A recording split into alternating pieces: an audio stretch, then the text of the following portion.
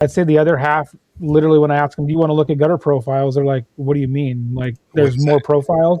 Most people just have no idea that they even have an Right. option other Right. than You're what. right. So until they know, it's like you might as Is well that show part of them. your And sales process? Like, oh, and by the way, I do have all these profiles, and by the way, yeah, nobody else does. Like, I am like such an anomaly. You don't a even little know bit, yeah, yeah. you're gold with. Oh, yeah, kind of, yeah. My wife will start it on the phone calls with the customers, like just Oh, letting that's them know, awesome. like, hey, we've got all these profiles, and so you can pick whatever. He'll show you everything when he comes out to the house, and then You bring a sample of every profile? I've got a plastic bin in the. I have a Ford Lightning, so I've got the frunk. So I keep a little plastic bin in there, and it's Yeah, got cool. all little 2 foot chunks of all the gutters, and I also have little printed out lookbooks that I have that I'll give to contractors and customers that they can keep and just look at all, and it'll just have all the schematics and the drawing of Very the cool. profile. Matt, what do you do to keep your samples safe and secure? That has got to be I, the hardest part of being a gutter salesperson That's is right. not I, absolutely destroying your samples when you get 5 miles down the road when they're scratching. yeah.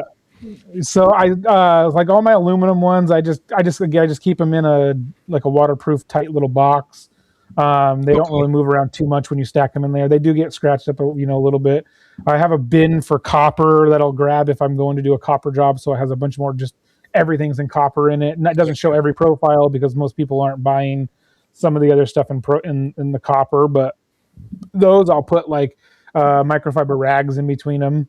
I've been kind of toying around with some mobile displays or trying to figure out something I can do to We did a just be nice able to. long run with like cases. They weren't cardboard. They were there was one that was cardboard, and I did have like a snapping plastic case, but it basically had a big piece of foam in it, right? Like a big, and then it was laser cut pretty close to the profiles, and then we were able to stick like 4 profiles into the box and shut it, and then every piece had its home, and those kind of lasted a good amount of time. But when they're in a bin and banging around, man, that's one of those, constantly going back to the well, cutting samples. Yeah. I haven't had too many customers complain about the samples being scratched. I'll bring it up, be like, "Oh, sorry, it's a little scratchy." They're like, "Well, we know that it's not going to look like that." So Yeah. it hasn't been too big of an issue, but I always try to keep them as nice as we can. That's always the best for sure. That's the target, right?